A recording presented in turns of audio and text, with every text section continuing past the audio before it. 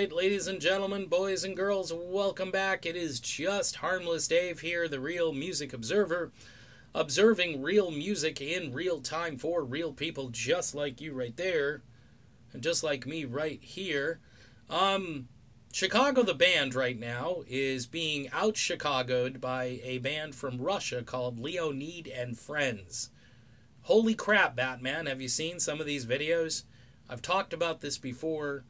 I think I was one of the first guys who actually did a commentary video about Leonid. I mean, I stumbled on one of their videos, probably doing a search for a Chicago song, and I was like, okay, I'll give this a try. And I ended up watching like 20 videos. I mean, this group they are right on target as far as how they're supposed to sound. And I also trace this back to my coverage of Chicago when Jeff Coffey ended up leaving the band. And it was publicized that, Jeff wanted to spend more time with his family. And I've already been on record as saying I think it's more than that. I think Chicago may be a difficult working environment. And I don't know where that stems from or who caused the problem for Jeff. But we are now, 4 lead singers removed. You had Cetera, you had Chef, you had Coffey, and now you got Neil Donnell. So this is your 4th lead singer. And I know Lee Loughnane, they don't know who to film.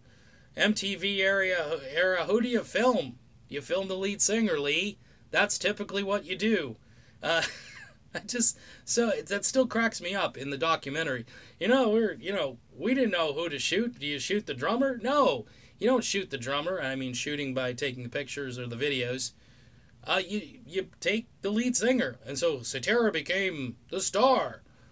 Well, Peter was probably the focus of the group back into the 70s when If You Leave Me Now became an international super duper #1 single all over the globe. I think Peter Cetera at that point kind of earned his place to be the lead singer and the focus, but maybe because, they branded Peter in the documentary as a guy who didn't have any self-confidence, and then, when everybody was sort of down and out in the 80s, Robert Lamb and everybody else in the group,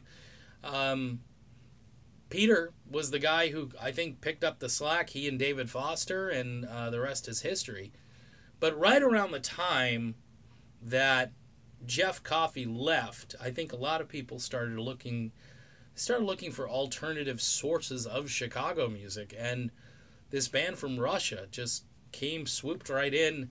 I'm sure they didn't time it that way. I think they probably just love Chicago music and have really perfected it. It's amazing to see how many views their videos have on YouTube. It's crazy. The aforementioned If You Leave Me Now is like 1.2 million views. I don't think Chicago songs have that many views on them. I mean, maybe a few of them do, but that's the original band, and probably,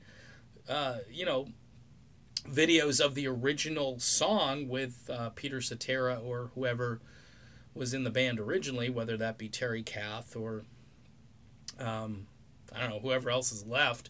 But the point being is that this band has filled a void, and there was a bit of a vacuum in order for them to do that, and they got right in there and they did it. Just check them out if you haven't listened to Leonid and Friends. They just, one great example is the tune Hot Streets, which I love, which is a bit of a deep track if you want to look at it that way. It's the title track from the album Hot Streets. And Leonid and Friends, you can tell they have a passion for the band, because not only do they perform these bigger, well-known songs, but they'll do a track like Hot Streets and they'll just kill it.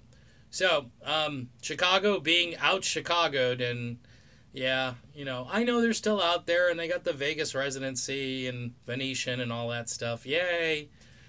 But Leonid and Friends, those guys are hot, and they're picking up the slack. All right, done. Be back soon. See you then if the voice holds up.